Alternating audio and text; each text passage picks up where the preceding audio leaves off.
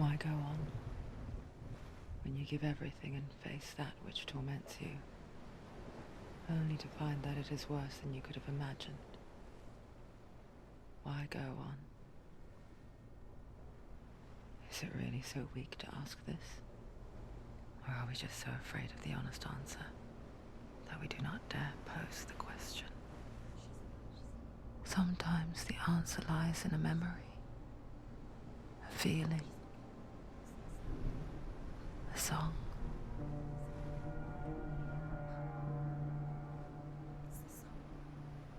It's not real. It's a trick. It's not real. Listen to it. Don't give up. Dillian. It's Not like this. It's not real. It is real. It's a trick. Don't trust it. Maybe you're already dead. Who are you? Do you still believe in me, Senua? No, it's Enough. It's a trick. She knows it's a trick. He's already dead. He can't be here. It's impossible.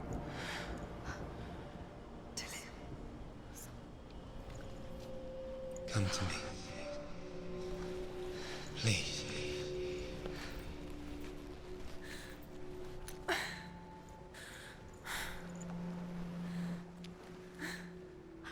light. Go towards the light. It's him. There he is. It can't be him. It's just a trick. It's in your mind. No, he's here. It's in your mind. It's real. It's happening.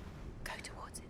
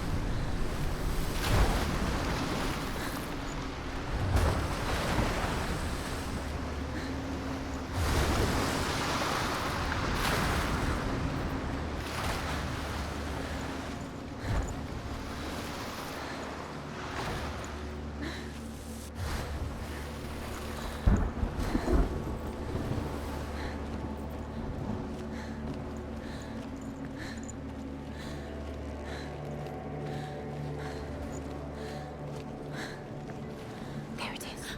You're imagining. It's Dillian. He's gone. You were too slow. How could you? Keep going. How could you? Keep going. Ignore the pain. I told you it was to trick you. We told you. Where are you going? See, there's nothing to follow. Come on.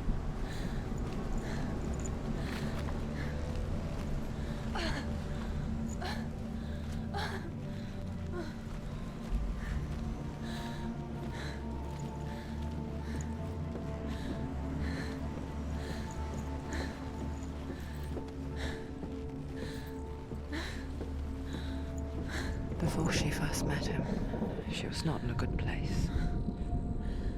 Just a teenager, but not like the others. Barely functioning, she rarely left the house. Her father's in-bell made sure of that. You can do it. Only occasionally did she venture out on her own, collecting firewood and herbs. Errands out in the Orkney Plains. That was her world. Like this one. Barren and lonely.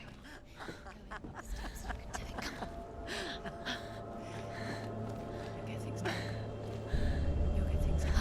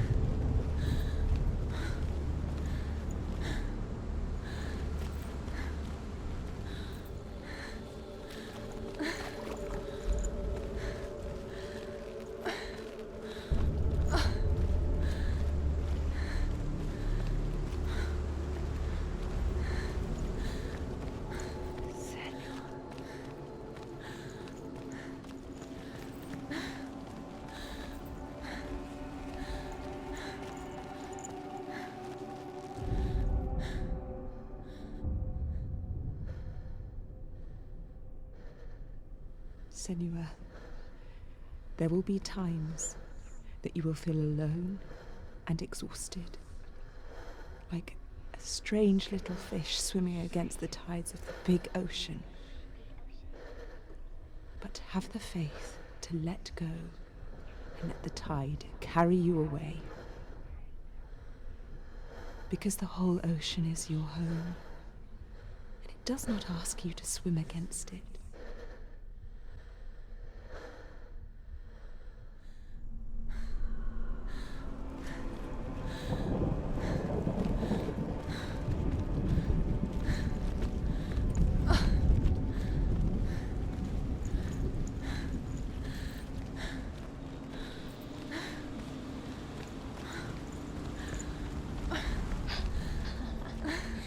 Already disappeared. Nothing lives here, not even you. It's in your mind. You think you can see it, but it's in your mind.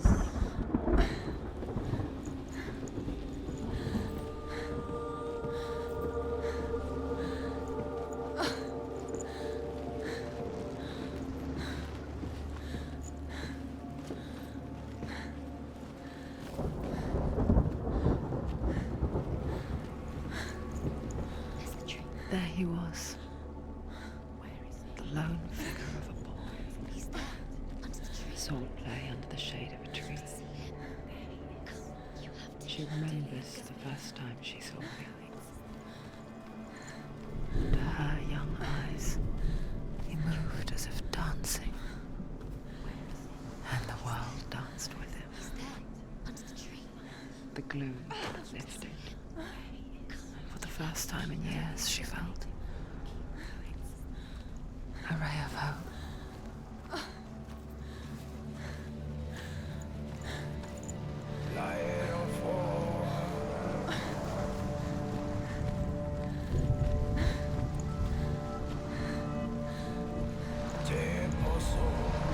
Death for Sigmund and his brothers seems certain.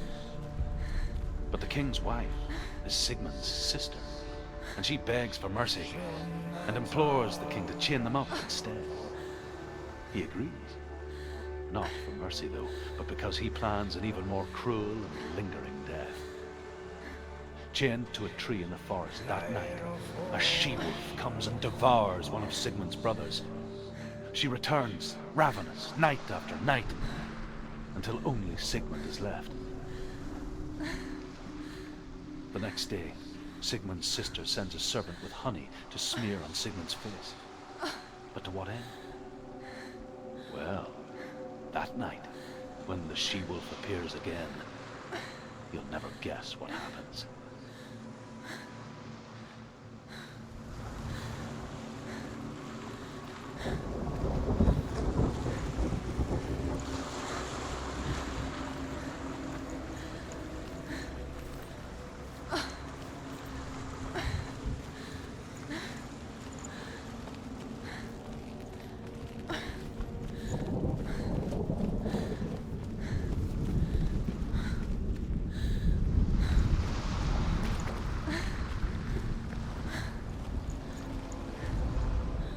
As the she-wolf licks the sweet honey from Sigmund's face, he bites the wolf's tongue.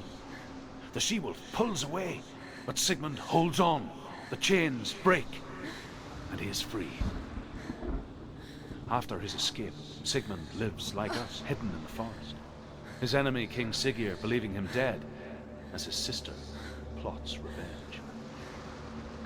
And for vengeance to succeed, even the great Sigmund needs help.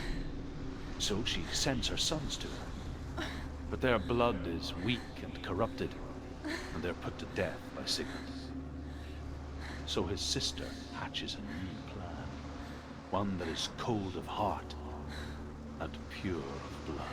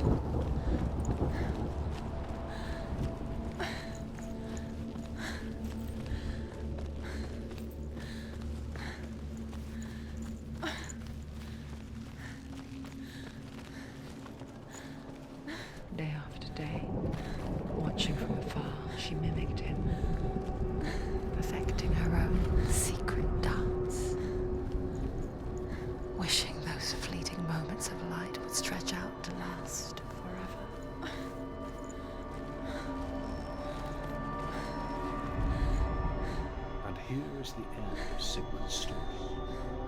He was a fierce and great warrior who fought many battles. But one day, an old man came onto the battlefield. Although shadowed by a hood, Sigmund saw that he only had one eye. The man raised his spear, and Sigmund struck at it with his sword, but the sword shattered into pieces. Sigmund then knew that this was Odin, and thus that victory could not be his. He bowed his head and accepted his end. Dying, he tells his wife that she is with child, and that her son will one day make a great weapon out of the fragments of his sword.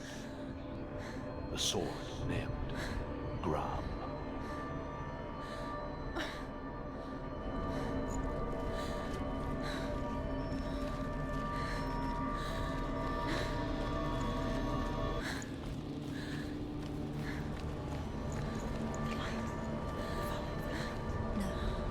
It's a trick. It's an illusion. It's not real. Do you really believe it? You want to believe it's real, but it's a trick.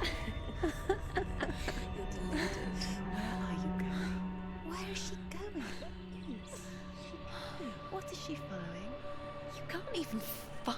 It's just deception. How does he so effortlessly court the world and bliss? If only she could do the same.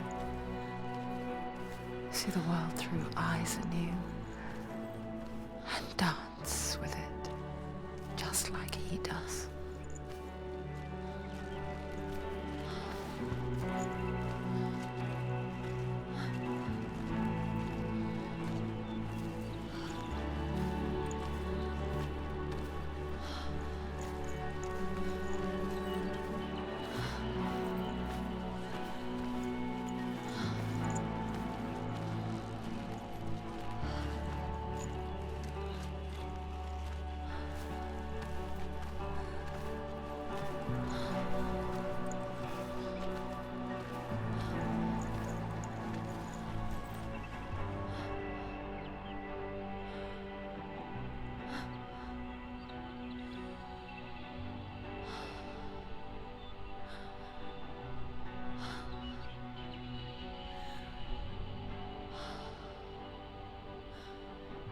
What's your name?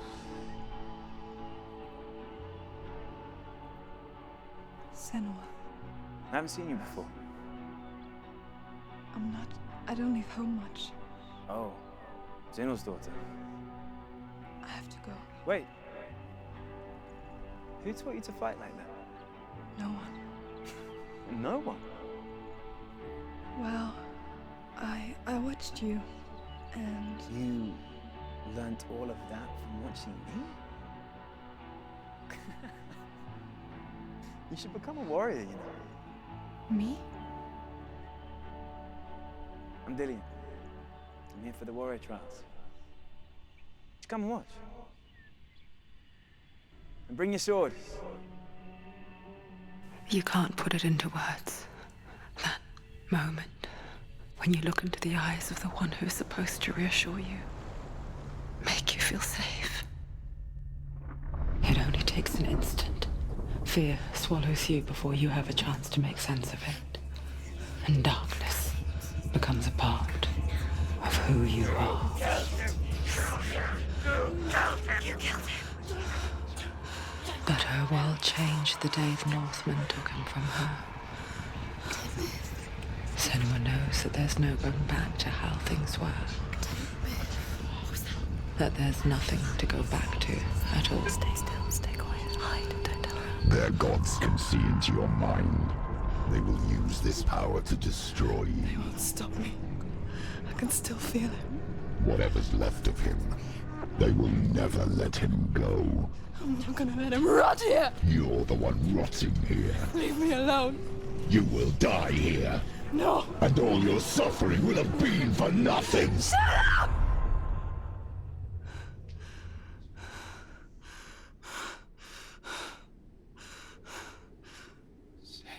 Dillian? Is that you?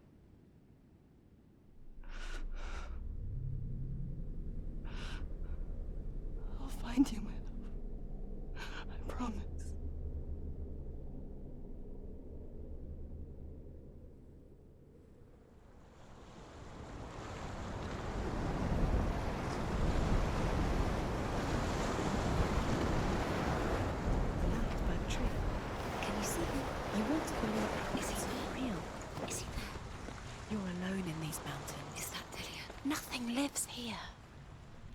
You won't survive.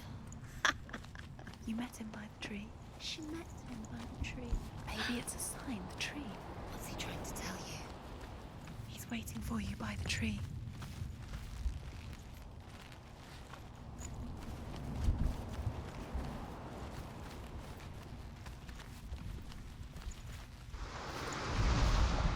Sigmund's sister trades shapes with a sorceress, and in disguise, she lies with her own brother. She gives birth to a son named Sinfjotli. After a time, she sends him to the forest to Sigmund. He tests the boy and finds him strong and fearless, and so they go to take their vengeance on King Siggeir. But luck is not on their side. They're captured, and Siggeir has them buried alive.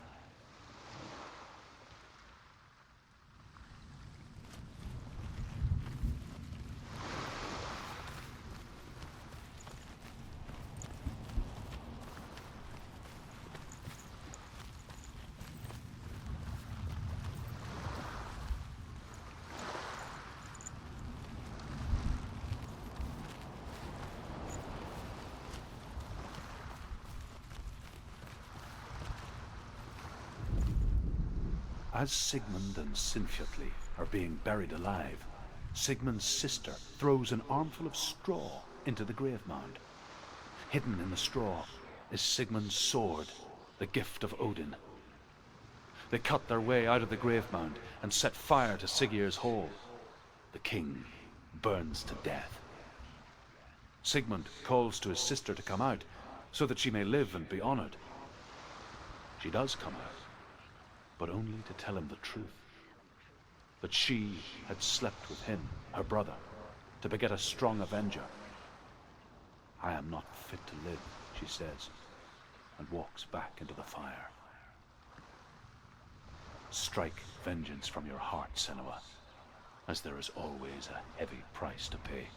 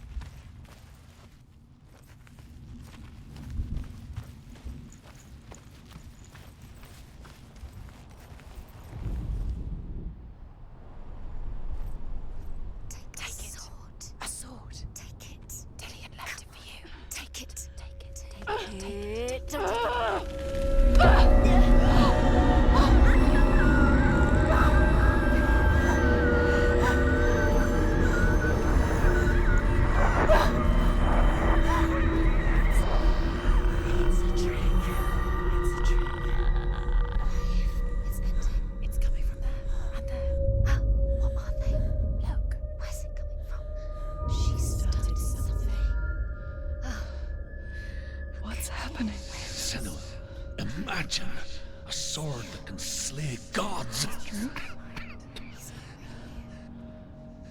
Its name is Gram.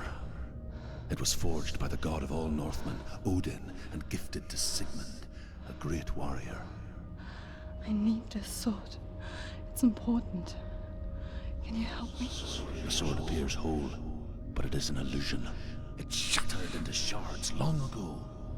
It is said a great warrior can reforge Gram by answering the trials of Odin, one for each shard. The roots of the Tree of Death will take you to new lands where you will face the trials. Go to the shards. Go to the shard. Go to the shards. What's the shard? Find it. It's the metal runestones. It's in front of you. Find it. The metal. The runes. You need that sword. Where is it? Find it. There it is. Focus. There's the shard. Focus. Focus. Use your eyes. Look. Get closer. What can you see? Go to it. It's not safe. Don't go near it. Move closer. Go.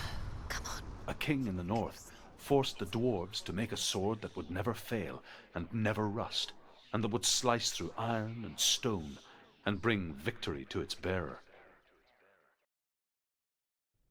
but the angry dwarves cursed it. It would be the death of a man every time it was drawn, and it would be the death of the king. Let me tell you about the sword Tyrving.